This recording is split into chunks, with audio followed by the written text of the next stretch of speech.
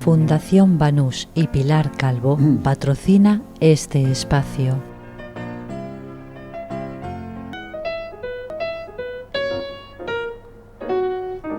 Es que me interesaba tomar un café y me he pasado, digo, me mando la foto.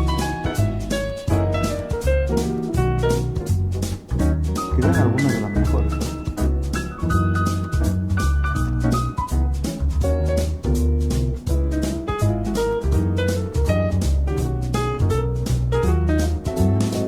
Lo mejor de cada casa.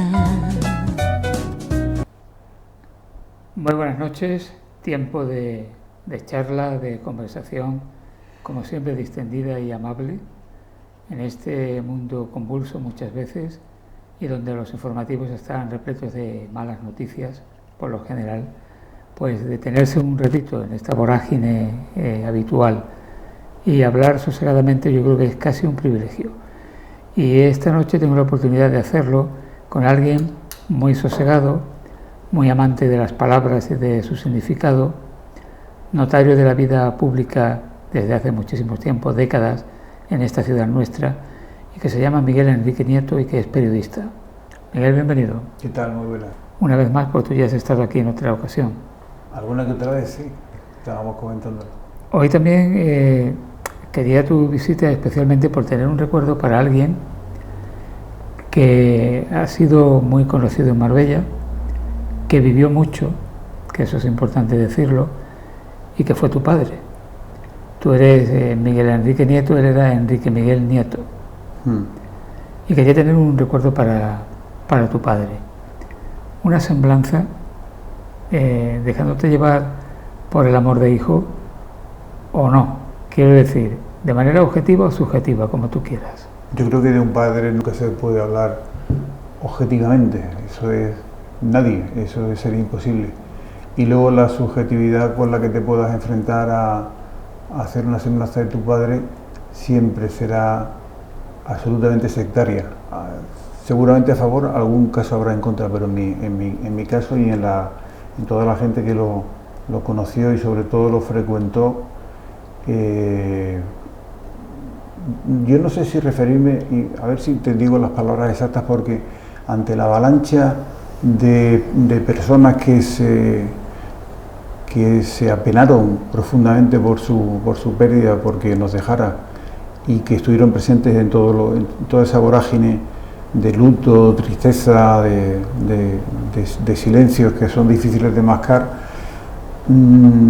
Al final le di las gracias y creo que lo puse en redes y sobre todo a los amigos, al grupo de amigos donde le mando alguna vez alguna cosilla.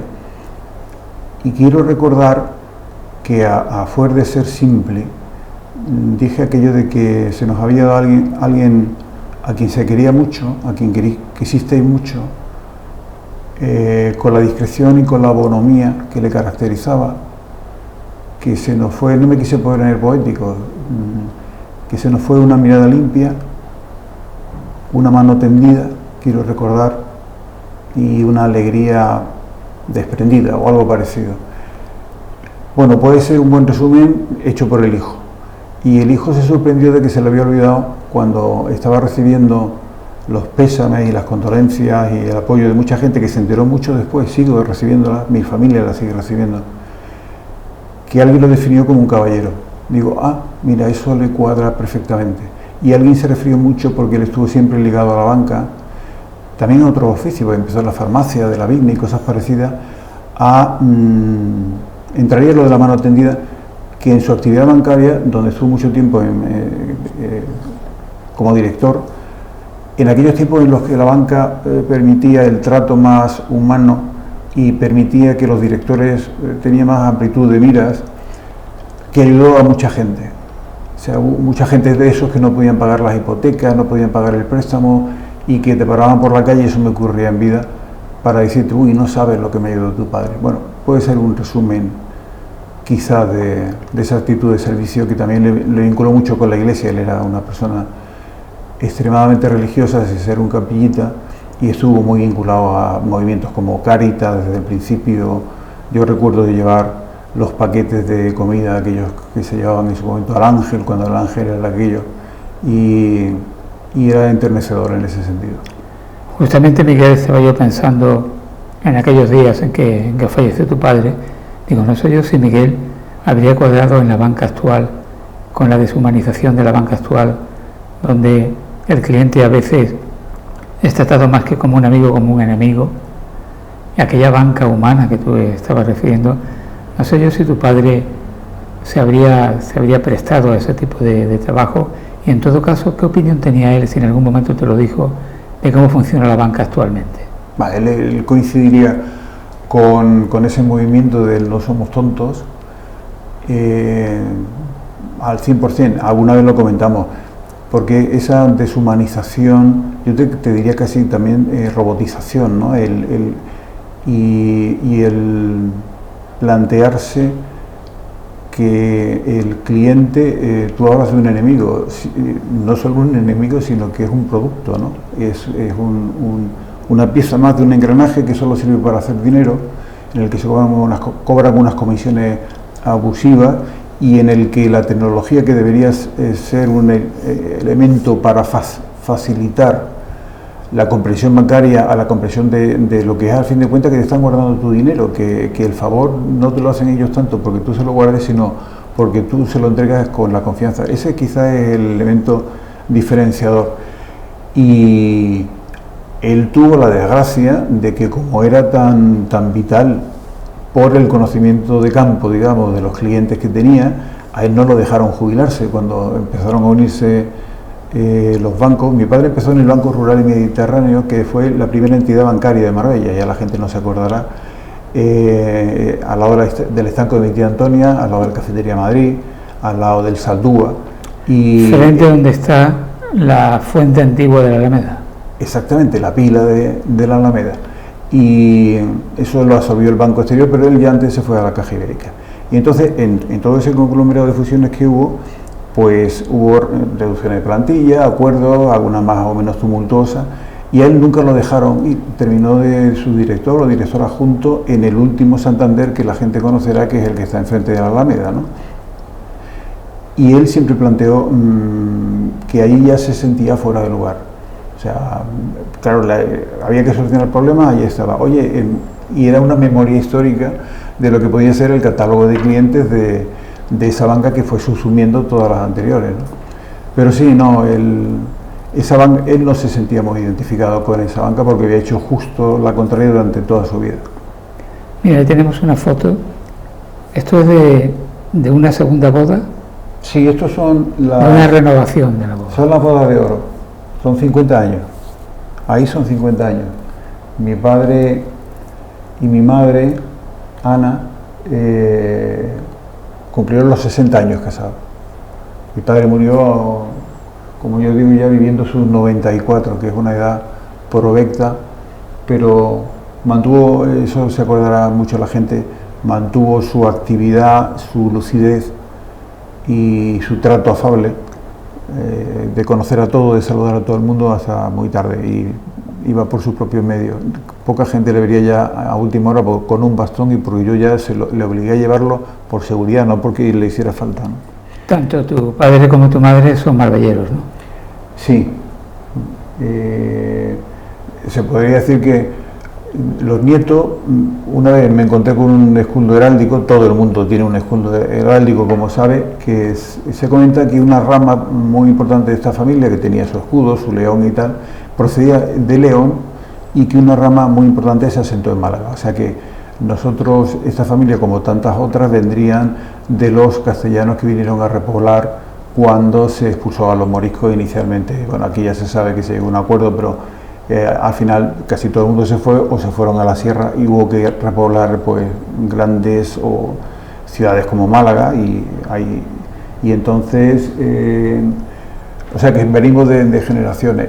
Y mi madre es González, pero también el abuelo nació aquí, y tenemos ramas también en el interior, en Benavís, en algunos sitios.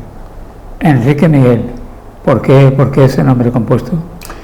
Eso, aparte de que en la antigüedad, porque yo ya habría que remitirse al siglo XIX incluso, ¿no? Había un uso y costumbre de poner muchos nombres a la gente, porque en cierto modo los acercaba a la realeza, a esos grandes títulos, a los grandes Españas, que eran no sé qué, no sé cuánto, de la Santísima Trinidad y tal. Pero básicamente es que la tradición era poner el nombre del abuelo, en mi caso Miguel, el segundo el nombre del padre, que es Enrique. En el caso de mi padre era al contrario, era Enrique Miguel, y a él le gustaba firmar como Enrique Miguel. A mí cuando me llaman Miguel Enrique o me dicen Enrique directamente, yo siempre contesto. Pero a efectos de firma periodística no me gustaban los nombres compuestos y por eso he firmado siempre como Miguel Nieto, tampoco con segundo apellido, lo que no ha agradado nunca nada a mi madre, el que González, no, pero ya sabes que entre seudónimo o nombre corto es ese. Y luego había una tercera cosa, porque mi padre tenía un montón de nombres que cuando se renovaba el carnet de identidad, en la última fase en que había que poner todo lo que ponía el libro de familia, el tercero era Avelino, es Miguel Enrique Avelino, y alguno más que no me lo sé, él se lo sabía de memoria. Y entonces ya era el del patrón. Y yo soltaba como broma, porque yo soy Miguel Enrique, puedo confesarlo, Estanislao. Y yo me enteré al cuarto carnet de identidad que tuve que hacer, digo, que Estanislao, o sea que a los 30 y tantos años me enteré que yo era también Estanislao. Y era porque se ponía el santo del día en que naciste. Y digo, bueno, pues por 3 o 4 días más hubiera sido Miguel Enrique Cucufate, ¿no? Lo que no hubiera sido especialmente agradable. Pero sí, antes eran así, ahora no. Por ejemplo, mi hermana se llama Ana, a secas. Bueno, perdón, mi hermana se llama Ana María, iba a decir mi sobrina se llama Ana, aunque la madre se llama Ana María, y esa era un poco la tradición. ¿Tú te llamas solamente...? Pues yo supuestamente me llamo Francisco Bernabé. Ah, bueno, esa también era una tendencia, a poner al patrón. Aunque sabes que en Marbella la devoción casi mayor se tenía por Antonio. La feria eran 3 días, se empezaba por San Bernabé y se terminaba siempre se por San Antonio. Se incluía San Antonio, es cierto. A lo largo de una trayectoria tan larga como la de tu padre, pues son 94 años prácticamente, ¿tú crees que fue una persona adaptada a sus tiempos? Quiero decir, que evolucionó conforme evolucionaba la ciudad, que no se quedó nunca anclado en un punto determinado, como muchas veces pasa de las personas que son longevas. Buena pregunta, porque no sabría contestártela fidedignamente. No era un hombre moderno, pero para nada era un hombre que vivía de espaldas a lo que iba sucediendo. O sea, el conocimiento de las cosas que pasaron en la posguerra, la hambruna. Ten en cuenta que mi padre nació en el 29, con lo cual la guerra civil le cogió temas de los soterrados, de los que no se hablaba en esta sociedad hasta hace no demasiado tiempo. Le cogió aquí en Marbella, y entonces él cuenta en los últimos días también, último día me refiero en un periodo amplio de la palabra, hablaba de cuando tuvieron que salir de Marbella el día 18 y se fueron a Nahueles, y que en eso hicieron bien, iba el tío Manolito Cantos. Entonces tiene recuerdos vividos de aquello, y luego tiene recuerdos de la época del hambre, y luego tenía muchos recuerdos también sobre todo del desarrollismo, porque mi padre quizá vivió esa época en la que el pluriempleo era absoluto, y luego ya se pasó a verle un poco de color a esa sociedad pacata, y desde luego era un hombre de su tiempo y de Marbella. Marbella fue adalid en la apertura de muchas... y en el derrumbe de muchos mitos y del aislamiento proverbial que tenía el régimen franquista, el régimen dictatorial. Lo del bikini en la playa y los abuelos mirando y el topless posterior no es una imagen simplemente simpática del landismo del cine, sino que ya era una historia, la llegada de los extranjeros, la liberalización de las costumbres, y él convivía como bancario muy con la gente, era muy cosmopolita en ese sentido. Así que, aunque tenía convicciones muy profundas, que podíamos decir que eran muy tradicionales, muy del tiempo en el que nació, en el que vivió, por otra parte, el trato con la gente y su afán por leer y por estar al día, le situarían también en uno de los que estaba avanzado. Por ejemplo, el móvil se manejaba bien con él, en cambio no tuvo nunca internet. Miguel, y una persona, como tú estás diciendo, tradicional, en cierto modo conservadora, cuando le sale un hijo periodista como tú, que se mete en un charco y en otro charco y se enfrenta al poder establecido y eso le acarrea problemas y demás, ¿cómo llevó él esa etapa? Con más dolor que yo, con toda seguridad, pero sin ningún atisbo de hacerme desfallecer en el intento, porque nadie como ellos sabían hasta qué punto aquello no era una batalla quijotesca, por supuesto no era una batalla, sino que era una parte de obligación de la ética y de la moralidad que no solo se nos supone, sino que estamos obligados a mantener. Y aquí vivimos en un estado de excepción antidemocrática y de un vasallaje de la población al que se vio sometida en algunos casos y en otros casos muchos que le baleaban el agua, pero en la familia se sintió muy mal, porque yo creo que eso de oveja negra es de la familia. Cuando hablamos de la familia hablamos en sentido extenso o de la sociedad de Marbella, de los tradicionales, hombre, un nacido en Marbella metiéndose con Marbella, porque esa sinonimia bastarda de unir el que si se criticaba un comportamiento fascista, porque Gil llegó a llegar casi mafioso, mejor, más que fascista, mafioso, llegó a esos límites, era ir contra tu ciudad, un nacido aquí, ¿cómo podía hacer esas cosas? Y entonces para gran parte de mi familia yo era un poco el apestado, el que distorsionaba. En cambio para ellos era... se condolían de mi preocupación y de mi angustia, porque hubo momentos realmente angustiosos, sin llegar a ser mártires, y nos quedamos muy solos, con lo cual el fuego graneado no era tal, sino que era un fuego concentrado de minas sobre muy pocas personas, entre las que quizás la diana preferida era yo, ¿no? La Soledad, la Virgen de la Soledad y la Sacramental, ¿qué lugar ocupan en la trayectoria de tu padre?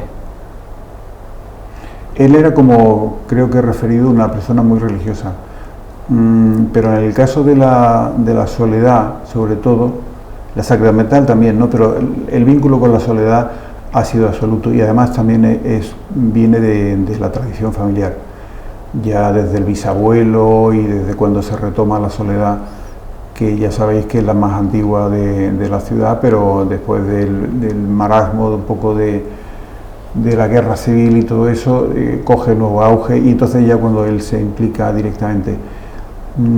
Quizá pueda ser un resumen decirte que probablemente el acto del que se sintió más orgulloso, y para mí que fue más merecido, fue el homenaje que le rindió la hermandad. Me parece que hay por ahí un vídeo de ese homenaje, bueno, ahora lo veremos en todo caso. No recuerdo. Bueno, ahí lo tenemos, como Isabel Mata y José Sánchez Herrera, que es el párroco. Que es primo. Que es primo. Que es primo, sí, le llamamos familiarmente, todos le llamamos el primo, pero sería primo tercero de mi padre, quiero recordar. ¿Esto cuándo fue, Miguel? Pues nos vemos con mascarilla, o sea que debió ser en el 22, no lo recuerdo bien, estamos todos con mascarilla. Yo no sé si era porque ya solamente en la iglesia se llevaba, pero eso salió de la hermandad. Mi padre siempre estuvo en la hermandad con los ladines, que son los llanos, Rodán. Nosotros, si quieres, damos la parte operativa, organizativa un poco, y siempre mantuvo unos vínculos enormes también con las otras hermandades. La agrupación de cofradías funcionó muy bien con él. Sí, ando yo hacia con mascarilla. Sí, eso debe ser el 20 o el 21. Sí, seguramente. Y ese seguramente será también el casino le agasajó por los 50 años, que luego nos reíamos. Digo, papá, tú en el casino recreativo, hablamos de la sociedad recreativa, que era el número 1 por edad, y lo comentamos. Digo, papá, no sé por qué te dan uno al cumplir los 50 años de la sociedad cuando tú tienes mucho más. Y no solo eso, sino que tenía el diploma de los 50 años, ya lo tenía, en casa apareció, sino que le tenían que haber dado por 75 años, porque él entró en el casino era donde la juventud iba, era el lugar donde se podía bailar en aquellos tiempos, el único lugar de recreo, aunque como bien sabes, y quizás la audiencia no lo sepa, el casino se crea como un lugar donde acoger a los extranjeros ilustres que ya empiezan a bajar a la ciudad y no había donde recibirlos, con un salón digno y también que fuera un motivo para reunirse, para poder jugar a las cartas y 4 cosas más. Ese fue el origen que Enrique del Castillo, que fue su fundador, le puso, ¿no? Y mi padre también estuvo muy vinculado. Sí me gustaría destacar, porque me ha venido ahora, y que iba con la Soledad y con la agrupación de cofradía y con todo, que mi padre nunca quiso figurar. O sea, nunca quiso estar en una candidatura del casino, ser presidente del casino, cosa que le han pedido miles de veces, hasta con 92 años le dijeron que fuera. En la agrupación de cofradías un montón, y él nunca quiso ser presidente de aquello. Siempre estaba en la Junta, hacía mucho de tesorero, era un papel que le adjudicaban, y que entonces sí, porque de cuenta y de llevar los estadillos y todo eso, en eso seguía siendo muy letra herido, no en el sentido nuestro de leer muchos, que también, pero de escribir mucho a letra, de escribir mucho a pluma y llevar todo eso. Yo creo, Miguel, que tu padre, a pesar de haber fallecido con 94 años, siempre, hasta el último momento, fue joven. Sí, eso. Yo recuerdo cuando me lo encontraba en la calle, como estaba tomando un café y tal, y hablaba con él, y te hablaba como una persona joven, no aparentó nunca esa edad que tenía, ¿no? Eso contesta mucho mejor que lo que yo he podido hacer, que me habré desparramado, como es habitual, a la pregunta que tú me decías si se había quedado anclado o estaba en la modernidad. Y eso en el trato con la gente. Además, Miguel, hay otro asunto, la vida privada de las personas, que no ahondamos en ello, simplemente lo menciono. Cuando tú particularmente has tenido momentos difíciles en tu vida, tu padre ha sido el asidor necesario, generoso y constante. Creo que el adjetivo desprendido lo puse, ¿no? Pues si era desprendido con el resto de la gente y siempre estaba para echar una mano, imagínate con la familia, no solo él, sino mis padres y mi familia, ¿no? El apoyo que hemos hablado de esos tiempos, que al final a mí me pasaron factura, o sea, que yo no, esa resistencia numantina a todos los ataques y a todas las historias, eso al final otros cayeron antes, en el sentido de que yo terminé con una depresión mastodóntica y fueron momentos muy duros, tuve que darme de baja en el periódico, en fin, y claro, ahí el apoyo moral y el no pasa nada, y en fin. Bueno, pues hemos tenido un recuerdo para tu padre, era lo primero que quería. He logrado no emocionarme más de la cuenta, cosa que te agradezco. Bueno, la emoción es necesaria también a veces. Sí, no hay que cortarla. No hay que cortarla. Yo soy de los que suele decir que aquello de los hombres también lloran y tanto, y no solo eso, sino que deben llorar. El mundo se mueve por los sentimientos. El hombre siempre es rebatido, si quiere, de manera un poco metafórica, la sentencia de que el hombre lo que nos define y lo que nos distingue de los animales o de los otros animales es que somos animales racionales, y yo siempre he comentado que no, que lo que nos distingue es que somos animales sentimentales.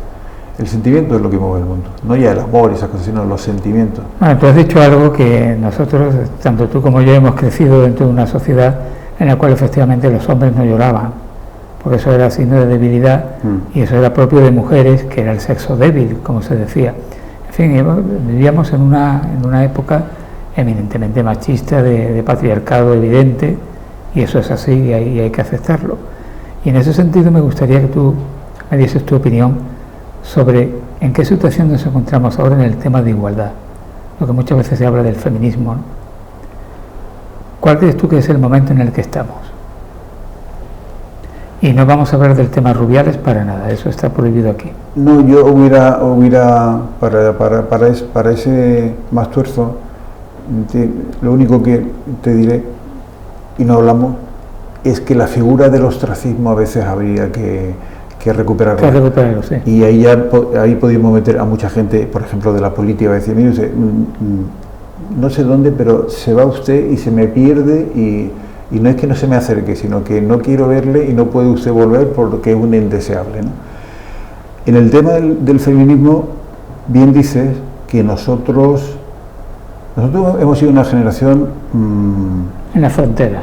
En la frontera, fronteriza, efectivamente, pero además una entusiasta también. Y luego hemos vivido momentos tanto políticos como de pensamiento, de transformación, de la que nos podemos alegrar. Esta generación, de la del baby boom, como suelen decir, puede sentirse orgullosa de que ha podido vivir una serie de transformaciones y experiencias, sobre todo en nuestro país y a orden mundial, y de pensamiento y sentimiento que serían impensables. Tú y yo, cuando estudiábamos no digo ya en primaria, sino con 12 o 13 años, es cuando empieza el fervor democrático y la práctica democrática y la convivencia de eso con el pasado, con el antiguo régimen, que se puede definir perfectamente así. Eso nos obligó a posicionarnos y a ver otras realidades, ¿no? El machismo en España era tan bestial y el régimen de patriarcado, como bien dices, tan severo, que ya fue una conquista para muchas mujeres el poder estudiar estudios universitarios avanzados. Lo otro también, digamos que se fue conquistando con más rapidez con el desarrollismo que significó una modernización incluso en los tiempos franquistas, ¿no? El posfranquismo. Pero el tema del feminismo, para mí, esa permanente reivindicación tiene todo el sentido, porque nunca se alcanza, cuando tú estás reivindicando, nunca alcanzas un tope, no hay una línea crítica en la que dices, bueno, ya he llegado hasta aquí, siempre hay algo más que reivindicar. Y en el caso de las mujeres, pues puedes reivindicar que no están en los puestos directivos, por poner algunos ejemplos, ¿no? Que no están, que aún no hay paridad de género, de sexo más que de género, en montones de trabajos, que no tienen oportunidad, que sus sueldos son mucho más bajos y siguen siéndolo, en una multitud de facetas laborales o de encargos laborales. A mí me parece que a niveles de sexualidad se avanzó mucho, y ahora quizás se podría decir, y espero que no suene mal, que a veces precipitadamente. Yo pongo el ejemplo de que hemos pasado de que el término de la homosexualidad fuera perseguida por ley, como la ley de maleantes, que era una vagos y maleantes. Malos y maleantes, que era una aberración absoluta, a que ya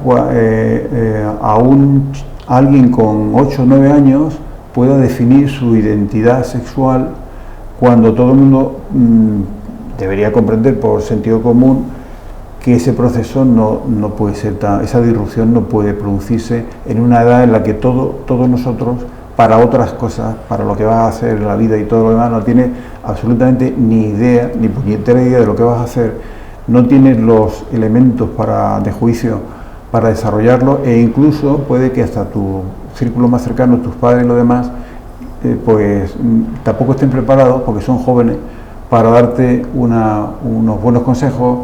Y en ese sentido, yo, por ejemplo, eso es algo que no concibo. Es decir, el que alguien defina su identidad sexual y dice, mira, yo es que he nacido en una de esas siglas tan largas, que eso es otra. Es decir, yo ya me he perdido. LGTBI y luego ya el plus. Yo confieso que le he preguntado a mucha gente y no sabía decirme ya el plus o el plus, a qué segmento de identidad sexual se tiene. Entonces, plantearlo eso desde que un niño está reprimido, estoy poniendo un ejemplo extremo, ¿no? Y que puede definir su identidad sexual, y que la sociedad en su conjunto tiene que estar a lo que se considera un derecho, pues son esos terrenos resbaladizos donde el propio feminismo se ha revelado, porque la reivindicación de la mujer como mujer tiene que partir del principio de la igualdad y de todo lo demás, y de la libertad sexual, pero están llegando a un punto en el que se llama feminismo a todo lo que las históricas del feminismo están diciendo con mucha claridad. Mire, hay cosas que no se pueden cambiar, que es como que la mujer es el centro del universo, y esto no es las cosas que decían en plan machista, pero es la verdad.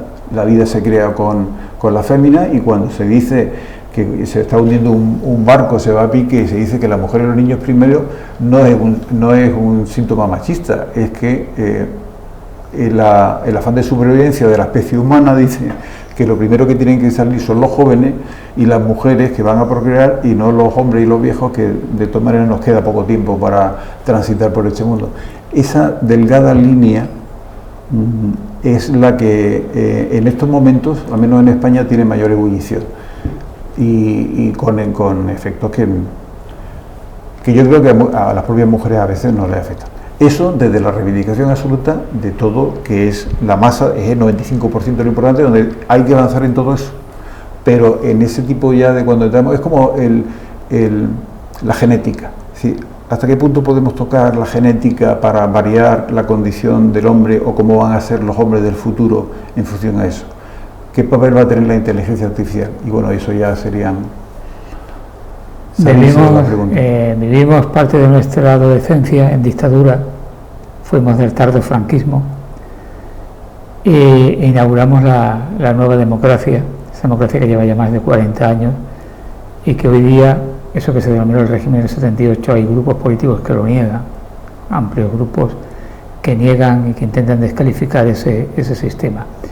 Lo digo porque aquello fue una eclosión de libertad, de democracia y tal. Hoy día, las democracias occidentales, y no hablo ya solamente de la española, me da la impresión de que tienen una serie de principios muy débiles que se pueden variar según la cantidad de miles de millones de euros que determinados países facilitan, ¿no? Y se blanquean dictaduras y países que no respetan derechos humanos. Podría resumirse con que toda era, todo tiempo, yo diría era porque habría que ir más allá, en la amplitud se puede medir por el nivel de hipocresía que tiene. Entonces, hablamos del medievalismo, entonces la hipocresía era absoluta, hasta el punto de que se sojuzgaba a la gente y había siervos y no ciudadanos, hasta que empiezan los burgos. Y en nuestra sociedad, pues, quizás porque hay más información y accedemos más a las cosas que ocurren, quizás no, con toda seguridad, que ya el mundo no es un pañuelo, sino que el mundo es un bit, pues ese tipo de actuaciones se ven más y chirrían más. Pero luego, por otra parte, efectivamente el nivel de hipocresía se desvela que es enorme.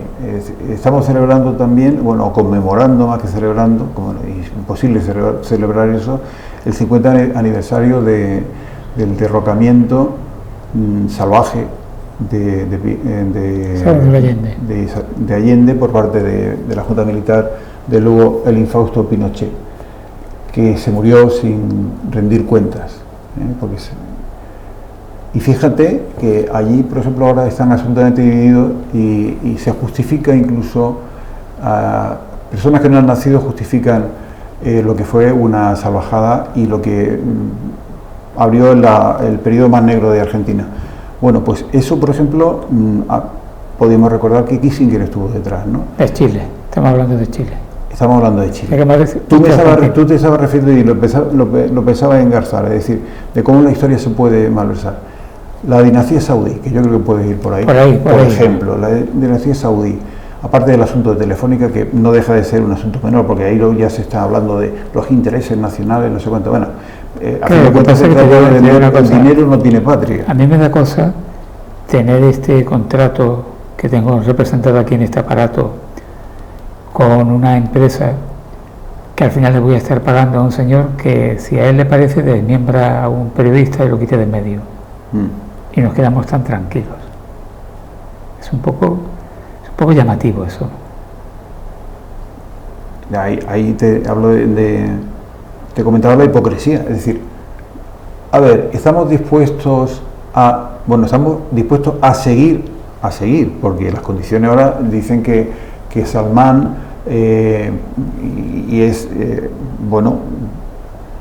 causante casi directo, o al menos en una autocracia, en una teocracia en su caso.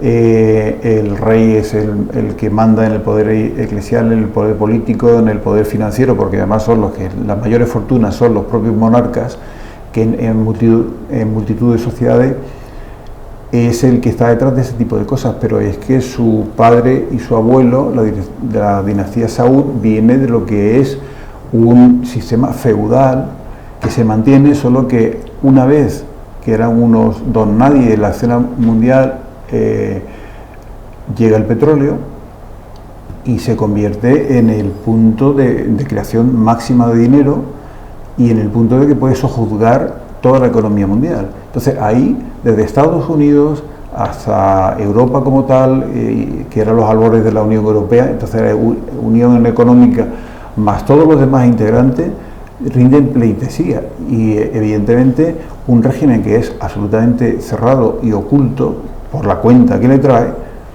pues mientras no se sabía, se miraba para otro lado, porque a veces no se sabían las cosas, salvo las que estaban relacionadas directamente con el régimen coránico, ¿no? Que ahí nos fijábamos más en Irán, pero luego resulta que todo lo que estaba ocurriendo,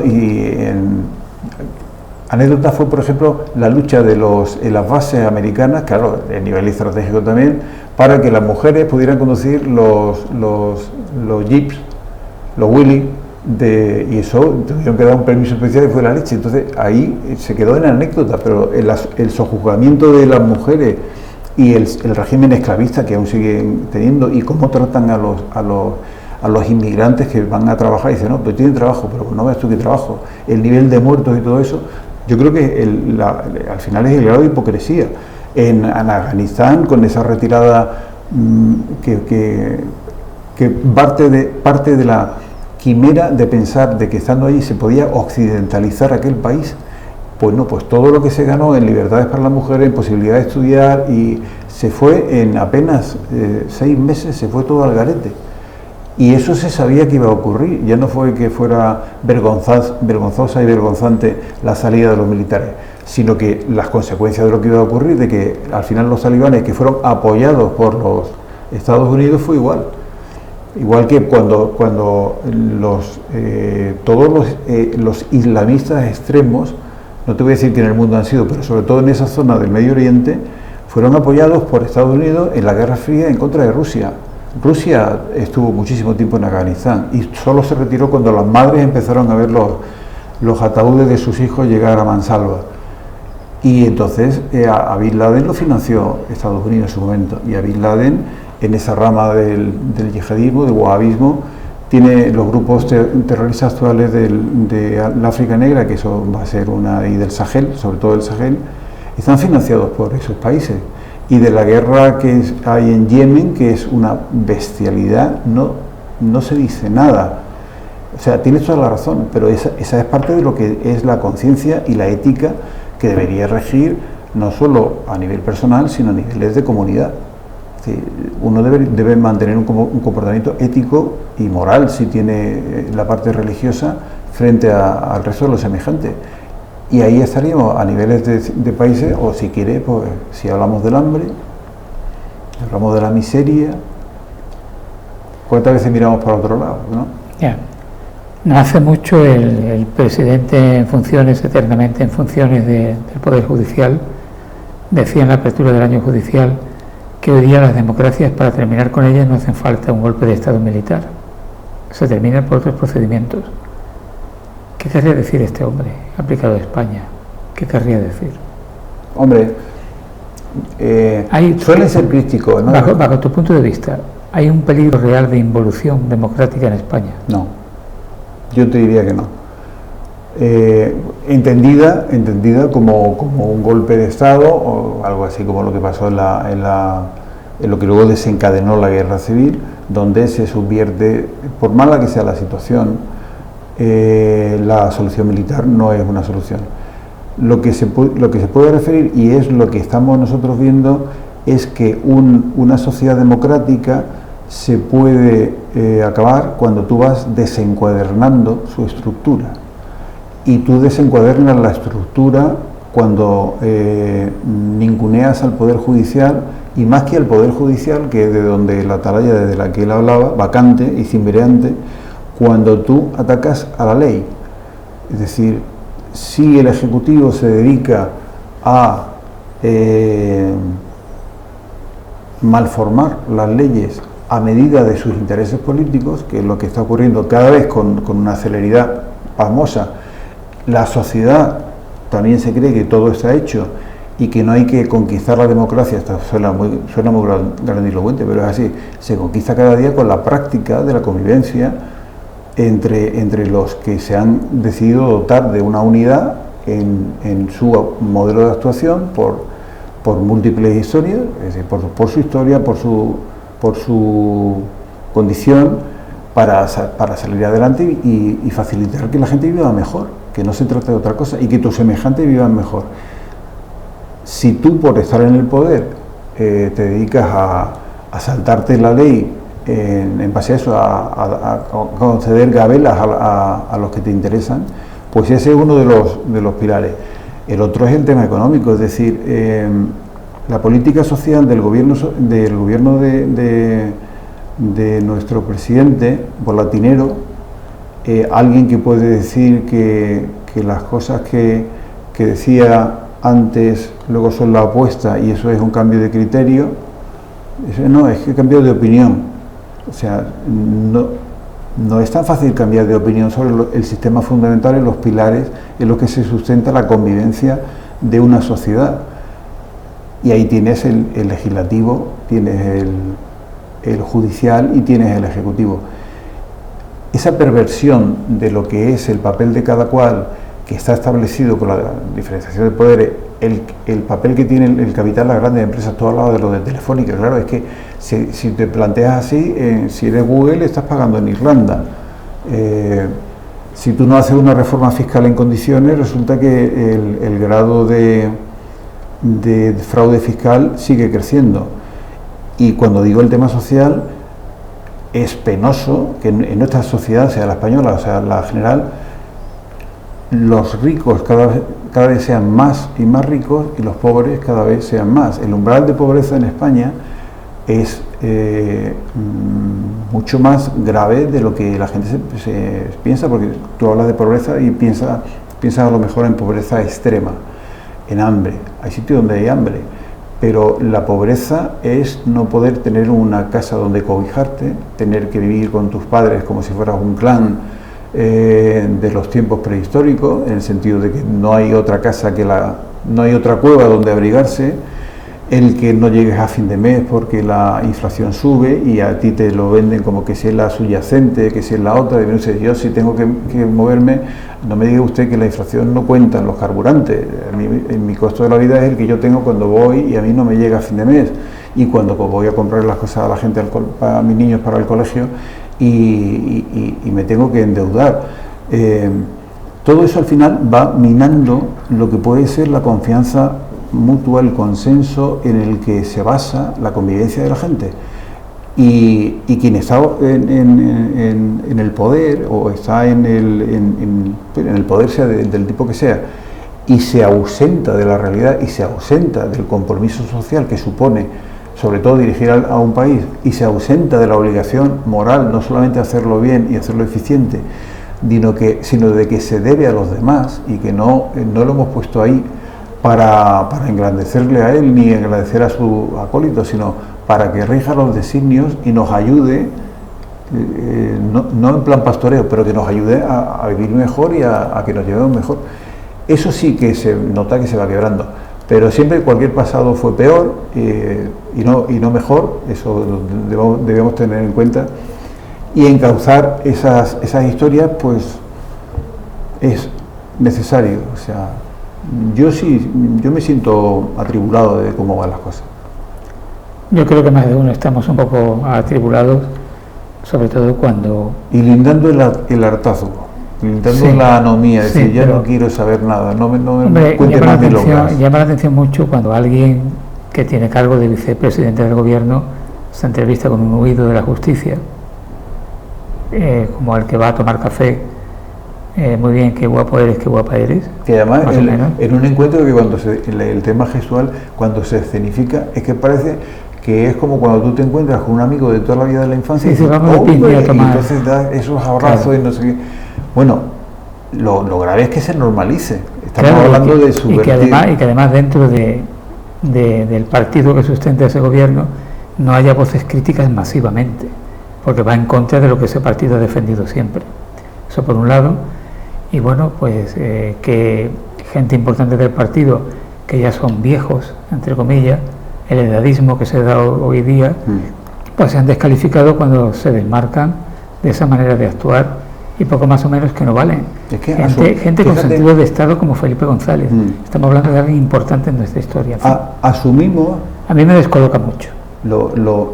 La normalización del exabrupto es uno de los peligros quizás más importantes que tenemos. Es decir, ya hemos puesto como algo que se puede criticar, pero que entra dentro de lo normal, que la vicepresidenta del gobierno nos venda que ella fue como líder de Sumar. No me cuentes películas. Y el lenguaje es así. Ya hemos asumido que el problema es que la ley de amnistía que están montando no les va a dar tiempo y a ver cómo eso va, pero ya hemos asumido que van a hacer la ley de amnistía cuando hace nada estaban diciendo que bajo ningún concepto, es como los indultos. Es decir, ya nadie se acuerda de los indultos que se hicieron o también de la eliminación del delito de sedición exclusivamente teledirigido para sacar de la cárcel a quienes dieron lo que no se puede llamar de otra manera un intento de golpe de Estado, no cruento, pero que era subvertir el orden constitucional, y eso es 2 más 2, 4, no se le puede llamar de otra manera. Y la situación en Cataluña, ahora mismo, si algunos se lo plantean, no es más que tiene una comunidad autónoma que algún Estado federal de Alemania o de otro lugar ya quisiera tener las competencias que tiene, y que solo aspira a nivelar a incrementar sus ventajas fiscales al nivel del País Vasco, el sistema foral, y del que nadie se acuerda casi nunca, que es el de Navarra, que es el más avanzado que tiene y el más independiente a niveles económicos, luego asumiendo sus responsabilidades porque tiene que gestionar ese dinero. Entonces, y lo damos ya como algo que acontece y que es algo ineluctable. Y los cambios de criterio de ese presidente que no ha podido mentir más veces y dice, bueno, es que es así, ¿no? No, es que este hombre es así. Bueno, pues se le tendría que caer la cara de vergüenza, como se le cae a algunos que son militantes con escapulario en la boca, que yo les llamo, que no son todos, pero tú me entiendes perfectamente y creo que los oyentes me entienden. Es decir, ese que haga lo que haga el líder supremo, a fin de cuentas estamos en ese punto de que no hay quien le conteste, ha laminado a toda la gente, y se dice, hablando de eso, por ejemplo, una de las grandes falacias a la que estamos viviendo es lo de la mayoría de progreso. Pero bueno, si analizamos un poco, cuando hablamos de mayoría de progreso, quiere decir todo lo que no sea PP más Vox, todo lo demás entra como progreso. O sea, Puigdemont, el huido de la justicia, que no se atrevió ni tan siquiera a quedarse aquí para apechugar como al menos otros hicieron, aunque luego los indultaron, es un heredero de CiU, de Pujol y compañía. O sea, es la derecha conservadora burguesa de toda la vida de Cataluña. Entonces, tiene la rama independentista porque le conviene, pero eso es derecha pura y dura. No me habla usted de una mayoría de progreso. El PNV, cuando ha sido progresista. Imagínate, con Sabino Arana en el fondo. Claro, entonces, pero no, pues ya se habla no, mire usted, es que usted tiene que hablar porque le falta uno, ahora le falta solo uno, y así estamos entregados a Puigdemont, que no puede haber mayor quebranto moral y ético quizás para una sociedad el ver que al final dependemos de un prófugo, de un bloque, de una mayoría como grupúsculo independentista que ha bajado un montón en las elecciones, y que nos vendan que el resultado de las elecciones, y esto no es darle cancha al PP, que el resultado de las elecciones es que salió una mayoría progresista que es la que tiene derecho a gobernar, y que no tiene derecho a gobernar porque el que fue más votado, que no debe gobernar por ser la lista más votada, porque estamos en un sistema parlamentario, por supuesto que sí, pero lo que ocurre también es que el PP tendrá que darse cuenta, no sé cuándo, ya se habrá dado cuenta, que su depender de Vox es lo que le ha matado en las elecciones, y sobre todo el desvarío final que se produjo, y ya los pactos a niveles municipales y a niveles autonómicos. Eso es lo que a mucha gente ha dicho, es decir, yo es que no quiero a nadie del gobierno, en mi gobierno de España, que sea de Vox, no por ser refractario a lo mejor a las ideas de PP y a Feijóo, que sea, ya saben, moderado, ese tipo de perfil que da, bueno, de hecho estuvo a punto de ganar, pero luego... bueno, yo creo que pienso que lo peor de Feijóo es que uno no sabe para dónde va, por lo menos yo no me entero de ese hombre para dónde va. ¿Tú te enteras para dónde va? Pasó con la dirección general del partido.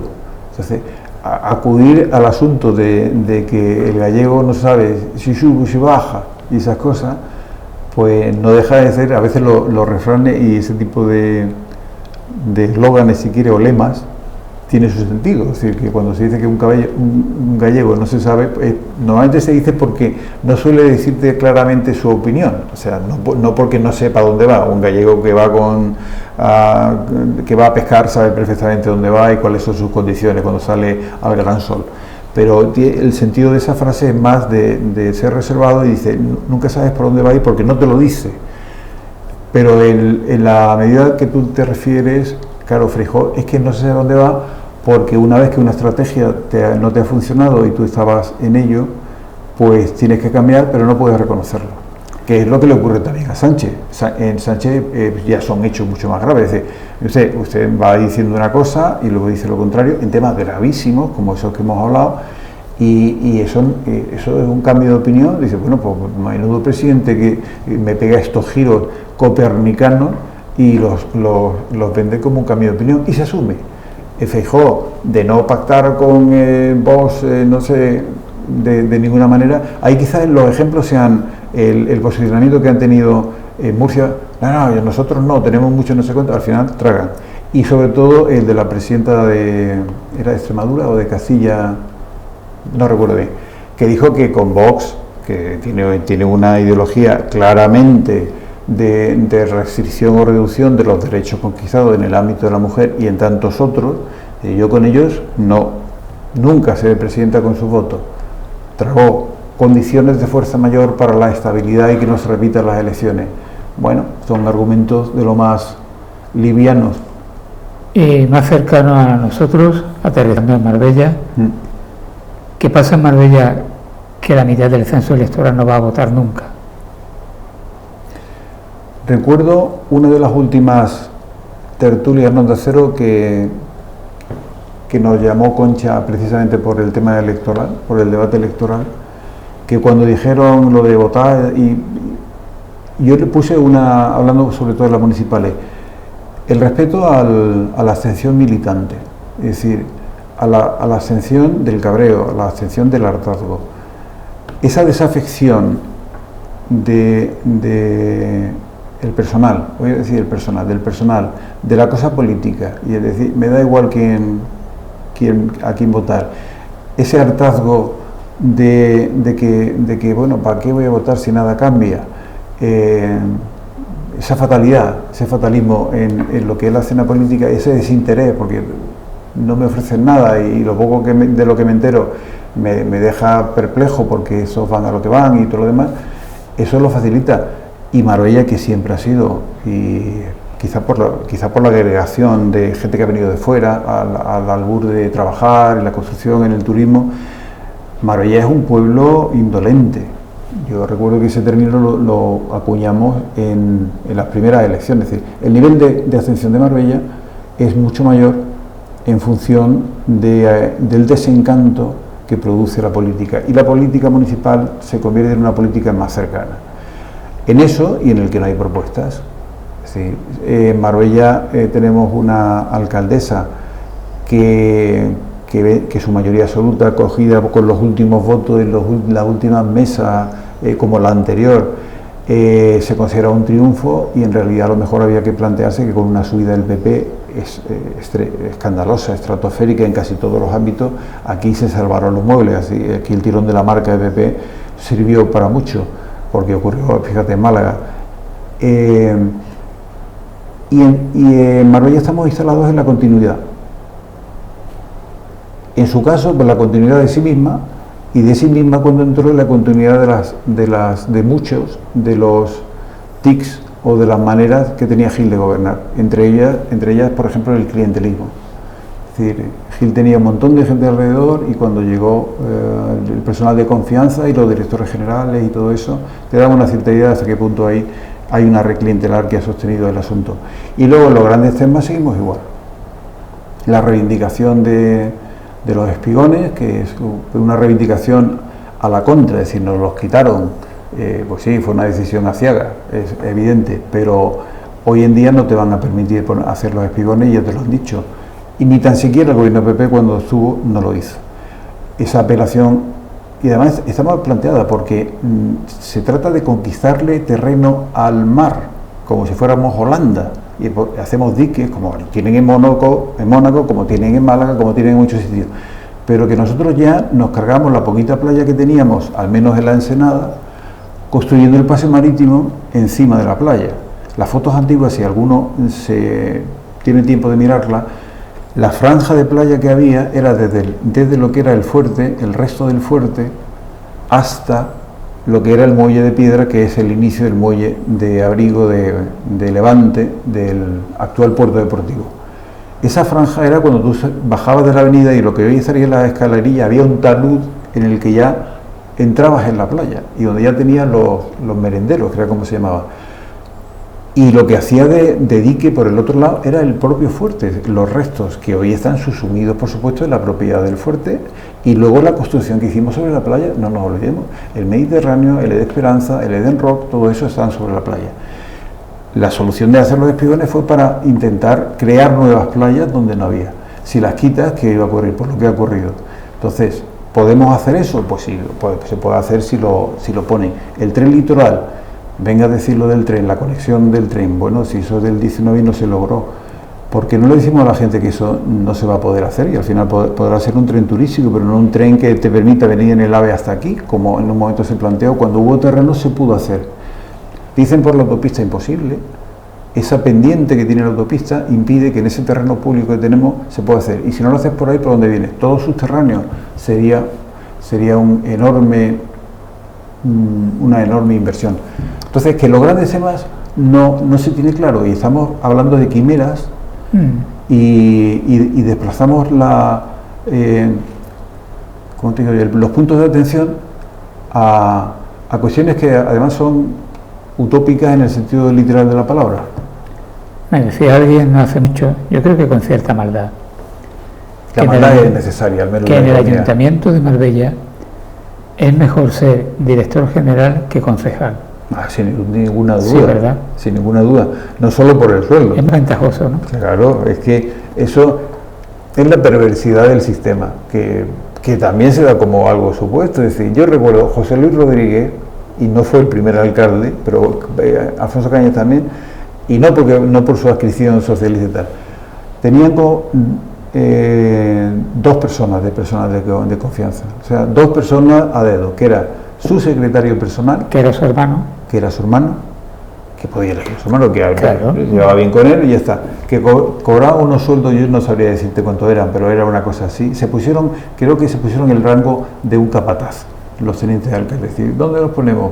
Mucho menos que el secretario, que el interventor y todo eso.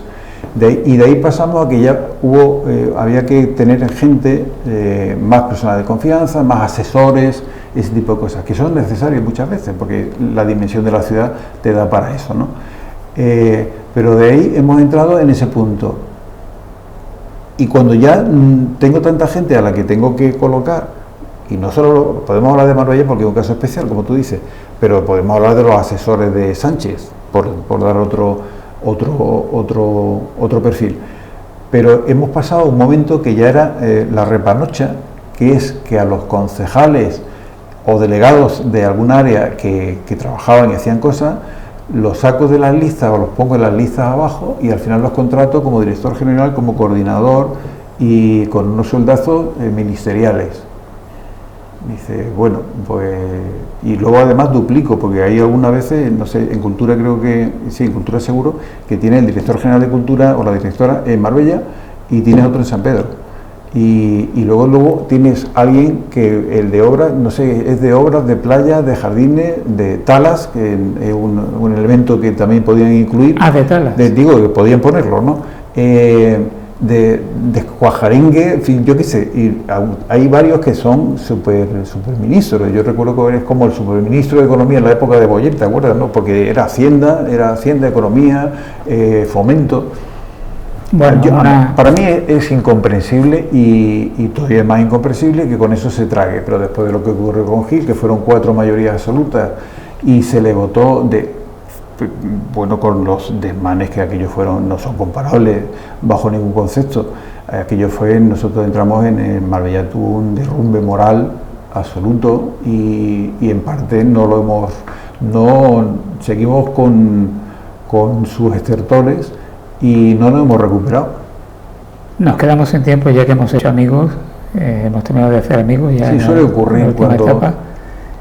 Sí. Recomiéndanos para este otoño que va a iniciarse dentro de nada un libro que sea muy agradable de leer y una peliculilla.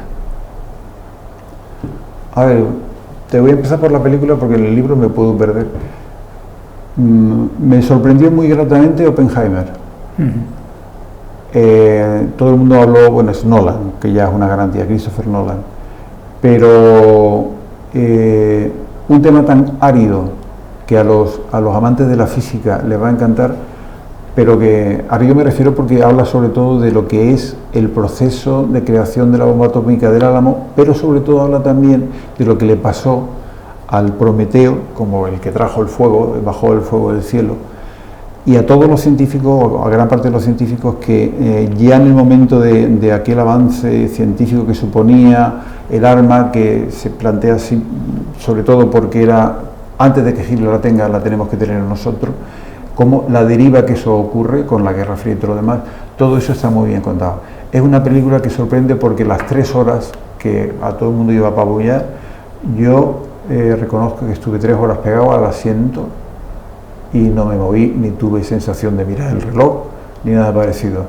Es un espectáculo visual, es un espectáculo actoral increíble, montaje fantástico, y eso que aquí no lo estamos viendo, ya está, yo lo vi ya en una sala, digamos, mediana, el sonido es abrumador, pero Nolan con esto hizo como un todao, un cinemascope a lo bestia, ¿no? Con el doble, si las cintas pesaban toneladas, solamente hay 4 cines en España, quiero recordar, en Madrid, Barcelona y alguno, quizá Bilbao, donde se puede ver en su plenitud, pero esa sería la... Y brevemente, el libro. Pues no te sabría decir el título, pero Paul Auster acaba de sacar otro, ese es Valor Seguro, y yo también soy muy de Soler, que acaba de sacar otro, también seguro que es una apuesta, y Emma McEwan también. Yo, por decirte, a veces soy un poco anglófilo en mis gustos, pero en el español yo iría por Soler. Pues como siempre es un placer hablar contigo, Miguel. Se aprende mucho, por lo menos yo aprendo mucho. Bueno, eso es un piropo absolutamente accesorio. Te quiero decir que ya volverás por aquí otro día. Para mí ha sido un placer que te hayas acordado de la figura de mi padre. Sí, hombre, hoy tenía que invitarte precisamente para eso, para recordar a tu padre. Un saludo para tu madre. Eso te iba a decir en nombre de toda la familia y de toda la gente que le quería, muy agradecido por recordarle, que fue concejal, por cierto, también. Sí. Pues esto ha sido todo por hoy, lo mejor de cada casa. Como siempre, gracias por haber estado ahí. La próxima semana volveremos, si puede ser, que espero que sí. Fundación Banús y Pilar Calvo patrocina este espacio.